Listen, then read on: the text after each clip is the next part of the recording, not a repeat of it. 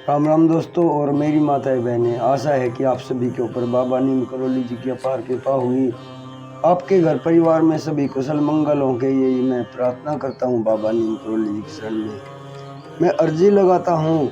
मेरे सर्वप्रथम पूज्य गणेश भगवान जी, मेरे श्री राम प्रभु, मेरी माता सीता, मेरे बाबा नीम करोली जी, मेरे हनुमान बजरंग बली जी, जो भी मेरा भाई मेरी माताएं बहनें आपकी महिमा देख रहे हैं, उनके ऊपर तुरंत कृपा करो भगवान।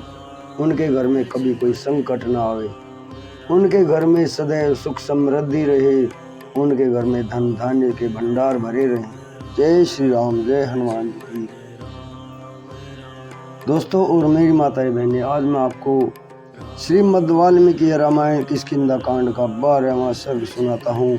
श्री राम के द्वारा 7 साल वृक्षों का भेदन और श्री राम की आज्ञा से सुग्रीव का किष्किंधा में आकर बाली को ललकारना, युद्ध में उससे पराजित होकर मतंग वन में भाग जाना। वहां श्री राम उन्हें आश्वासन देते हैं और गले में पहचान के लिए गज पुष्पी लता डालकर उन्हें पुनः युद्ध के लिए भेजते हैं। पूरा सुने। श्री राम जी की ये महिमा आपके लिए मंगलदायी हो, संकट हरनी हो, यही मेरी प्रार्थना। जय राम जी की। सुग्रीव के सुंदर ढंग से कहे हुए इस वचन को सुनकर माता तेजस्वी श्री राम ने उन्हें विश्वास दिलाने के लिए धनुष हाथ में लिया। दूसरों को मान देने वाले श्री रघुनाथ जी ने वह भयंकर धनुष और एक बाण लेकर धनुष की टंकार से संपूर्ण दिशाओं को गुंजाते हुए उस बाण को साल वृक्ष की ओर छोड़ा। उन बलवान वीर शिरोमणि के द्वारा छोड़ा गया वह सुवर्ण भूषित बाण उन साल वृक्षों को सातों के सातों को एक साथ ही बींध कर पर्वत तथा पृथ्वी के सातों तलों को छेदता हुआ पाताल में चला गया। इस प्रकार एक ही मुहूर्त में उन सब का भेदन करके वह मान वेगशाली बाण पुनः वहां से निकलकर उनके तरकस में ही प्रवेश हो गया। श्री राम के बाण के वेग से उन सातों साल वृक्षों के विदीर्ण हुआ देख वानर शिरोमणि सुग्रीव को बड़ा विस्मय हुआ। साथ ही उन्हें मन ही मन बड़ी प्रसन्नता भी हुई। सुग्रीव ने हाथ जोड़कर धरती पर माथा टेक दिया और श्री रघुनाथ जी को साष्टांग प्रणाम किया। प्रणाम के लिए झुकते समय उनके कंठ हरिद भूषण लटकते हुए दिखाई देते थे। श्री राम के उस महान कर्म से अत्यंत प्रसन्न होकर उन्होंने सामने खड़े हुए संपूर्ण अस्त्र वेताओं में श्रेष्ठ धर्मज्ञ सूरवीर श्री रामचंद्र जी से इस प्रकार कहा, भगवान, आप तो अपने बाणों से समरंगण इंद्र सहित संपूर्ण देवताओं का वध करने में भी समर्थ हो, फिर बाली को मारना आपके लिए कोई बड़ी बात नहीं है। जिन्होंने 7 बड़े बड़े साल वृक्ष पर्वत और पृथ्वी को भी एक ही बाण से विदीर्ण कर डाला, उन्हीं आपके समक्ष युद्ध के मुहाने पर कौन ठहर सकता है। महेंद्र और वरुण के समान पराक्रमी आपको सुहृद के रूप में पाकर आज मेरा सारा शोक दूर हो गया। आज मुझे बड़ी प्रसन्नता हुई। भगवान, मैं हाथ जोड़ता हूँ, आप आज ही मेरा प्रिय करने के लिए उस बाली का वध करें। भाई रूप में मेरा शत्रु है, उसका वध कर डालिए। सुग्रीव श्री रामचंद्र जी को लक्ष्मण के समान प्रिय हो गए थे। उनकी बात सुनकर महाराज श्री राम ने अपने उस प्रिय सुहृद को हृदय से लगा लिया और इस प्रकार उत्तर दिया, सुग्रीव, हम लोग शीघ्र ही इस स्थान से किष्किंधा को चलते हैं और तुम आगे जाओ और जाकर व्यर्थ ही भाई कहलाने वाले उस बाली को युद्ध के लिए ललकारो। तदनंतर वे सब के सब लोग बाली की राजधानी किष्किंधापुरी में गए और वहां गहन वन के भीतर वृक्षों की आड़ में अपने को छिपाकर खड़े हो गए। सुग्रीव ने अपनी कमर लंगोट से खूब कस ली और बाली को बुलाने के लिए भयंकर गर्जना की। वेग पूर्वण किए हुए उस सिंहनाद से मानो वे आकाश को फाड़ डालते थे। भाई का सिंहनाद सुनकर बाली बड़ा क्रोधित हुआ। वह अमरस में भरकर अस्तांचल से नीचे जाने वाले सूर्य के समान बड़े वेग से घर से निकला। फिर तो बाली और सुग्रीव में बड़ा भयंकर युद्ध छिड़ गया, मानो आकाश में बुध और मंगल इन दोनों ग्रहों में घोर युद्ध हो रहा हो। वे दोनों भाई क्रोध से मूर्छित हो एक दूसरे पर वज्र और अश्नि के समान तमाशों से घोषों से प्रहार करने लगे। उसी समय श्री रामचंद्र जी ने धनुष हाथ में लिया और उन दोनों की ओर देखा। वे दोनों वीर अश्विनी कुमारों की भांति परस्पर मिलते जुलते दिखाई दिए। किसी में कोई भी फर्क नहीं था। श्री रामचंद्र जी को यह पता न चला कि इनमें से कौन सुग्रीव है और कौन बाली है, इसलिए उन्होंने अपना प्राणांतकारी बाण छोड़ने का विचार स्थगित कर दिया।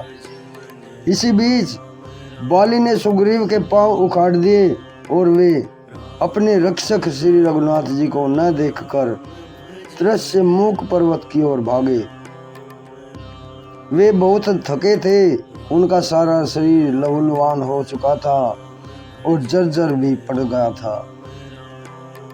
इतने पर भी बाली ने क्रोध पूर्वक उनका पीछा किया, किंतु वे मतंग मुनि के महान वन में घुस गए। सुग्रीव को उस वन में प्रविष्ट हुआ देखकर महाबली बाली सांप के भय से वहां नहीं गया और जाओ तुम बच गए ऐसा कहकर वहां से लौट आया। श्री रघुनाथ जी भी अपने भाई लक्ष्मण तथा हनुमान जी के साथ उसी समय वन में आ गए जहां वानर सुग्रीव विद्यमान थे। लक्ष्मण सहित श्री राम को आया देख सुग्रीव को बड़ी लज्जा हुई और वे पृथ्वी की ओर देखते हुए दीन वाणी में उनसे बोले, भगवान, आपने अपना पराक्रम दिखाया और मुझे यह कहकर भेज दिया कि जाओ बाली को युद्ध के लिए ललकारो। यह सब हो जाने पर आपने शत्रु से पिटवा दिया और स्वयं छिप गए। बताइए इस समय आपने ऐसा क्यों किया?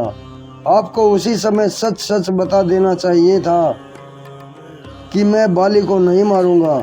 ऐसी दशा में मैं यहाँ उसके पास जाता ही नहीं।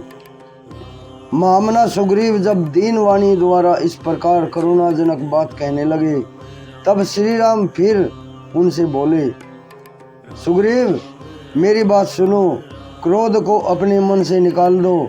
मैंने क्यों नहीं बाण चलाया इसका कारण बतलाता हूँ।